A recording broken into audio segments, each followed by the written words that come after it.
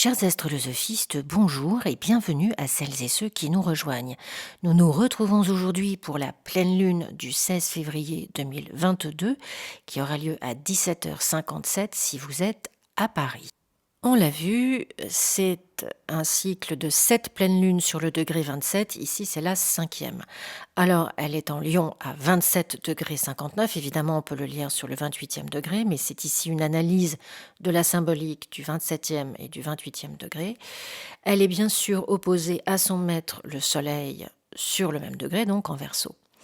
La pleine lune est en quinconce exact à Pluton à 27 degrés 26 dans le Capricorne et ce dernier est en semi-sextile au Soleil. La Lune est encore en carré à l'axe des nœuds lunaires où elle se trouvait très exactement quelques heures auparavant. Les maîtres du Soleil en Verseau sont Saturne, c'est le maître historique, il est à 17 degrés 21 dans le même signe, et Uranus à 11 degrés 11 dans le signe du Taureau. Les deux planètes sont toujours en carré, mais beaucoup plus larges. Uranus fait des trigones à la conjonction Vénus-Mars en trigone, donc encore des énergies gouvernées par Saturne, et un sextile à Jupiter qui monte dans les Poissons à 10 degrés 54. Alors ce week-end, le 12, le 13 février, Mercure est exactement conjoint à Pluton. Cette dernière conjonction Mercure-Pluton à 27 degrés qui sera en quinconce à la Lune en Gémeaux ce jour-là, Mercure est déjà passé sur le 27e degré du Capricorne dans la nuit du 31 décembre au 1er janvier 2022. Alors cette conjonction fait la lumière sur ce que nous avons commencé à reprogrammer. C'est intense en effet et nous comprenons comment utiliser notre pouvoir mental. Le pouvoir des histoires que nous créons, que nous nourrissons et justement comprendre comment on peut être plus consciente par rapport à cela pour le maîtriser. Cette dernière conjonction Mercure-Pluton en bon aspect aux nœuds lunaires en Taureau et Scorpion nous dévoile un potentiel que nous n'avions pas encore exploité. En signe de terre, ces énergies nous aident à nous révéler à nous-mêmes comment changer notre réalité, notre quotidien. C'est tangible, c'est concret. On communique mieux, on sait quelles questions poser et à qui pour avancer. C'est une influence sur le long terme et il est fort possible de ne recevoir les fruits de cette réinitialisation de notre logiciel interne que dans quelques mois quand Mercure sortira de sa rétrogradation du premier décan des Gémeaux jusqu'au troisième décan du Taureau, soit du 10 mai au 3 juin, donc des résultats plus confortables à la mi-juin. Mais ça commence aujourd'hui. C'est tout à fait d'actualité d'ailleurs, par exemple si on cherche une structure saine, bienveillante, honnête et professionnelle pour s'occuper d'un parent âgé dépendant. C'est tout à fait le moment, surtout avec les révélations scandaleuses au sujet des traitements qui nous sont réservés quand nous sommes âgés et dépendants. On devrait pouvoir trouver aujourd'hui de meilleures solutions, surtout en nous permettant de rester chez nous ou héberger dans des familles d'accueil. On appelait ça des pensions de famille avant. Mais les révélations ne sont pas terminées. On pourrait aussi apprendre des choses assez choquantes concernant des maltraitances sur nos plus jeunes, sur des enfants, ou des événements traumatisants que nous avons nous-mêmes subis et que nous révélons aujourd'hui parce que on peut le faire, parce qu'on a les mots. Même si ce n'est pas facile avec cette lune en quinconce en Gémeaux, c'est beaucoup d'émotions sans doute, mais la parole est claire comme de l'eau de roche. On a les mots. Le week-end du 12 et 13 février, avec la conjonction exacte de Vénus et Mars en Capricorne à 17 degrés, on réalise ce à quoi on ne veut plus participer, ce à quoi on ne veut plus contribuer. Là où l'on ne veut plus que notre énergie soit gâchée. Une fois qu'elle sait où elle se destine, qu'elle se concentre, l'énergie Capricorne se dirige là où elle est utile, là où elle fait sens. Le fait d'avoir cette conjonction Vénus-Mars dans ce signe signifie que l'on sait ce que l'on ne veut plus dans nos relations avec les autres. On a traversé assez de cycles, assez de guérisons, de karmas divers et variés, assez de tourments, d'inquiétudes. On sent, on sait, on est prête, on est prêt à tourner la page. Toutes ces planètes en Capricorne qui vont devoir passer par Pluton, c'est une sensation de notre impuissance à tout contrôler, à tout gérer, mais du coup c'est une réalisation, une compréhension de ce que nous devons laisser partir. On comprend infiniment mieux le pouvoir que l'on a sur nous-mêmes et notre propre lumière. Cela nous permet de voir les choses différemment, de nous libérer de situations dans lesquelles nous étions figés. Une force grandit en nous, beaucoup plus sage, sans doute liée au détachement que l'on éprouve maintenant pour d'anciennes relations, pour d'anciennes structures, pour des situations dont on clôt le cycle aujourd'hui. On avait besoin de faire l'expérience de l'énergie de ces planètes rétrogrades, c'est-à-dire Vénus et Mercure en décembre et janvier, pour franchir cette étape, passer de l'autre côté. On a compris ce qui nous retenait, ce qui nous empêchait d'avancer, et l'on a pu prendre des décisions en conscience, faire le deuil de situations ou de relations qui étaient sans doute terminées depuis longtemps, mais que nous hantions comme un fantôme dans une maison en ruine dans l'espoir fou de changer le passé. Or, penser que l'on peut intervenir dans le passé nous y emprisonne. Et chaque matin, au lieu d'être dans notre présent, notre mental va s'inscrire dans des souvenirs liés à des émotions que l'on ressasse et qui nous empêchent d'avancer, d'avoir des projets, de discerner notre vie et notre destin. Avec ces rétrogradations inconfortables, on a été au défi de voir quel logiciel on mettait en œuvre pour pouvoir en changer. Le verbe pouvoir, c'est le verbe de Pluton. En ce mois de février où toutes les planètes sont directes, on a certainement envie de passer la 4e et l'on fera l'expérience de moments plus énergétiques pour ce faire. Toutes ces planètes en Capricorne sont sujettes à faire des progrès, prendre ses responsabilités, les assumer, reconnaître ses actions, ses paroles, faire les choses plutôt que les espérer. Ce sont des énergies avec des résultats, des accomplissements, de l'ambition et des progrès.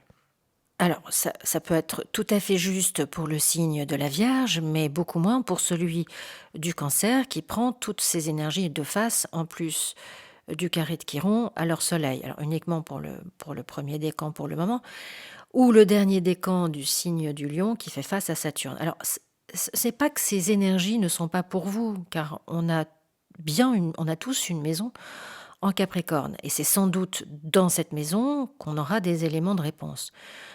Dans tous les cas, il s'agit ici d'être attentif à notre bien-être et de ne pas nous accabler de reproches, de culpabilité, surtout si on est fatigué. On a besoin de respecter notre rythme et de prendre du temps pour nous, mais en conscience. Soyons dans le moment du repos. Si c'est pour nous mettre devant la télévision et de nous recharger à toute la bêtise et la violence qui en sort, ça sera encore plus anxiogène.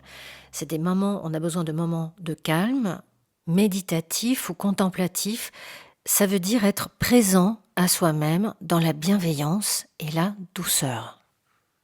Le 14 février, Mercure réentre en Verseau, où il est très à l'aise.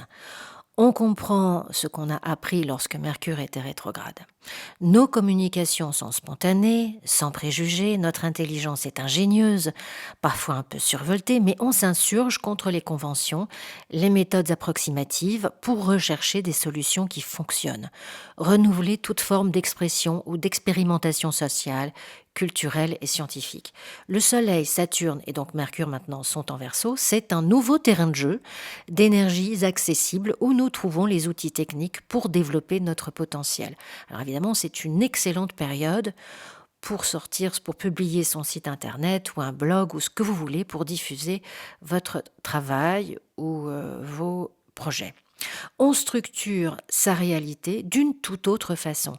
On arrive à se protéger davantage aussi.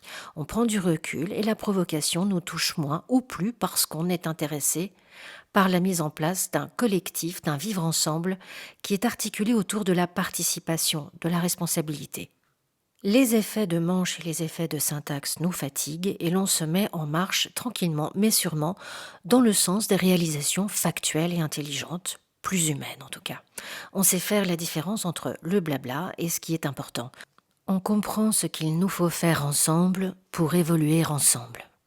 Alors, notre pleine lune du 16 février, elle est surtout, on le voit ici en carré à l'axe des nœuds lunaires, ça peut représenter une tension intérieure assez importante. La pleine lune en Lion, éclairée par son maître le soleil, juste en face, valorise la place du cœur. On entend retenir l'attention de notre milieu d'origine, de notre environnement, de notre entourage proche qui nous protège et nous sécurise. Cette pleine lune en Lion est assez satisfaite d'être bien à une place où elle peut exercer une quelconque influence sur les autres, où elle a le beau rôle et s'enflamme pour toute action qu'elle pense noble, héroïque. Il existe ici une ambition téméraire pour des projets au service de sa réussite personnelle. Et d'ailleurs, pourquoi pas, ce n'est pas la question. Le problème dans ce lumineux désir, c'est que la situation quotidienne ne le permet sans doute pas tout de suite, d'où des blocages, des agacements, des vanités, des blessures d'orgueil. Il peut s'agir de différences de vue peut-être irréconciliables, qui mènent à des confrontations, mais cela peut tout aussi bien être une séparation qui devrait fournir la base d'un nouveau niveau de relation à établir. Cette tension peut exister entre deux personnes, entre individus et société, entre deux facettes de notre personnalité ou encore entre deux domaines de notre vie. Le grand carré entre les luminaires et les nœuds lunaires en signe fixe, c'est un miroir de vérité qui peut nous déplaire, qui nous est présenté ici. On peut avoir l'impression que l'on n'est pas capable de faire face à des situations contraignantes avec notre logiciel interne. On peut être privé soudainement d'un soutien important et l'environnement qui était à la base de notre ego s'en trouve profondément transformé, changé. Et il y a ici la nécessité de se confronter à ces peurs, de se confronter à ces conflits, au refuge que l'on utilise depuis toujours systématiquement. Cette crise nous force à réagir à des bouleversements qui remettent en cause notre sens de l'autre, avec un A majuscule. Le quinconce de la pleine lune à Pluton souligne cette crise en précisant que notre adaptation personnelle peut être inefficace et qu'elle doit donc être revue. On peut ressentir un sentiment d'insatisfaction personnelle hors de proportion à propos de son travail, de sa carrière, d'une maladie, de son sort dans la vie. On nous demande d'effectuer une réadaptation, de franchir un pas que l'on n'a pas encore franchi. Alors en signe fixe, évidemment, ça freine des cas de fer. On régresse émotionnellement ou dans notre comportement, il y a des caprices, un peu d'immaturité. On est confronté aux résultats de nos actes et de nos paroles, de nos idéaux, de nos choix, et l'on se trouve comme dans une impasse. Alors quel est le trésor caché dans ce carré ? Un carré, c'est un principe actif, il recèle toujours des opportunités. Eh bien, c'est l'opportunité de s'adapter à des situations dans lesquelles l'on doit se remettre en cause sur le plan de l'ego et de l'image que l'on a de nous-mêmes. On est tout à fait capable de percevoir, d'analyser ses propres motivations et ses difficultés psychiques. Il est proposé une prise de conscience importante qui réoriente notre sensibilité. Il s'agit bien d'une crise et même d'une catharsis dont l'issue est très très très riche en potentiel. Le carré au nœud lunaire propose justement de s'intéresser au présent, de fixer les vraies possibilités de notre être pour saisir les nouvelles chances. La seule planète en signe individuel, ici, c'est la Lune. Toutes les autres sont en collectif. Le quinconce de la Lune à Pluton en Capricorne nous montre littéralement comment nous pouvons assouplir notre résistance parce que Pluton, et Mercure d'ailleurs, sont en trigone très serrés au nœud nord. L'énergie du Capricorne était essentiellement une énergie stratégique, ambitieuse, tenace et détachée. Pluton, même harmonique au nœud lunaire, c'est pas facile, mais le message ici, c'est de dire que les effets de cette crise seront positifs et de longue durée. L'envie de se régénérer est parfaitement authentique. C'est avec excitation que l'on sent l'appel de notre évolution et l'implication de notre ego dans le processus. Alors oui, ça nous demande d'avoir du recul, d'éviter de répondre à la provocation et de ne surtout pas nourrir les mélodrames. Alors à moins qu'on soit un créatif, et c'est vrai que pour cette population-là, c'est une super pleine lune. Mais pour toutes celles et ceux qui ne sont pas romancières ou musiciens, ou quel que soit le médium artistique que l'on utilise, soyons attentifs à ne pas théâtraliser cette période. On prend du recul sur ses émotions, on garde son calme et même on cultive une certaine intellectualité sur les choses et le quotidien. La conjonction exacte entre Vénus et Mars en Capricorne, qui sont tous les deux maîtres des nœuds lunaires. Vénus, c'est la planète maîtresse du Taureau et Mars, c'est le maître historique du Scorpion. Ils nous disent aussi de prendre la distance avec l'ego pour le moment. Le trigone à Uranus donne de la confiance en soi pour les nouveaux desseins, un changement d'activité, une vraie détermination en tout cas pour l'élaboration d'un projet collaboratif. On trouve un but à son activité, c'est aussi avec Vénus, le commencement, ça peut être aussi avec Vénus, le commencement d'une relation amoureuse, un coup de foudre, en tout cas une spontanéité dans le contact avec des gens différents, d'une façon ou d'une autre. Alors ça peut être culturellement ou simplement une différence d'âge. On est invité à s'ouvrir aux autres, mais également être à l'écoute. Le sextile montant à cette conjonction à Neptune à 21,57 dans les Poissons ouvre des horizons nouveaux. On rêve l'amour que l'on peut chercher inconsciemment et trouver son idéal. C'est important de réfléchir à ce qu'on dit, important de réfléchir à ses actions, d'en prendre la responsabilité, car c'est vraiment ce qui fera la différence et nous permettra de garder le cap dans la bonne direction. Ces aspects parlent aussi beaucoup, évidemment, avec la pleine lune toujours, de la famille et puis surtout des enfants. Alors, il nous faudra nous montrer solides, patients et pédagogues avec eux, pour eux. C'est une année marquée par le choix lucide et objectif d'une nouvelle école ou d'une autre façon d'étudier. La communication entre parents et enfants peut être élargie, plus souple, brillante. Les adolescents peuvent exprimer spontanément un choix de profession que les parents devront prendre en compte. Les décisions qui sont prises en ce moment sont très favorables pour le futur. Ce peut être aussi, au niveau des enfants, une grossesse que l'on n'attendait plus ou pas et qui peut inquiéter, mais vraiment partagez vos inquiétudes, ne les gardez pas dans votre cœur. C'est une pleine lune qui nous permet de dire nos craintes, d'être entendus et aidés par des personnes bienveillantes. Il peut exister encore une situation trouble qui concerne notre mère ou le côté maternel de notre famille, et puis une tante ou un oncle peut se faire l'intermédiaire intelligent pour que les parties concernées se réapprivoisent. Lors de la nouvelle lune du 2 mars, nous aurons une triple conjonction Vénus-Mars-Pluton, très très serrée en Capricorne. Aussi, nous devons nous attendre à une métamorphose très importante de nos relations. On ira au fond des choses. Alors gardons en tête qu'il s'agit d'une autre façon de se conduire, donc restons vigilants quant aux manipulations et les tentations de contrôler notre entourage. Enfin, du 18 au 23 février, Jupiter est en sextile à Uranus. Ça va passer très vite aussi. Profitons de ces jours-là.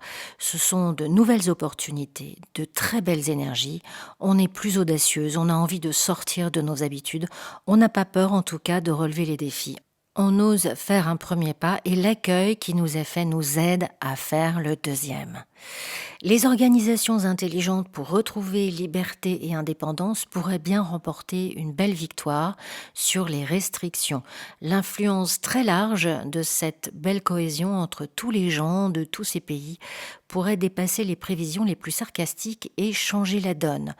D'autant encore une fois que la nouvelle lune du 2 mars est vraiment, vraiment très belle. Alors les signes les plus impliqués, on l'est vraiment tous, mais disons que ce sont les signes fixes, donc les derniers décans des signes du Taureau, du Lion, des Scorpions et du Verseau, mais aussi premier et dernier décan des signes de terre, donc Taureau, Vierge et Capricorne. Et puis évidemment, regardez si vous avez des planètes ou le milieu du ciel ou l'ascendant dans ces signes. Voilà, chers astrolosophistes, cette chronique est à présent terminée.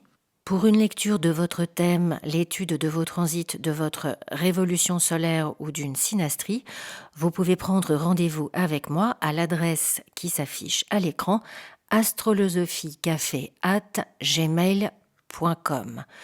Je vous souhaite une magnifique pleine lune et je vous dis à bientôt sur Astrolosophie.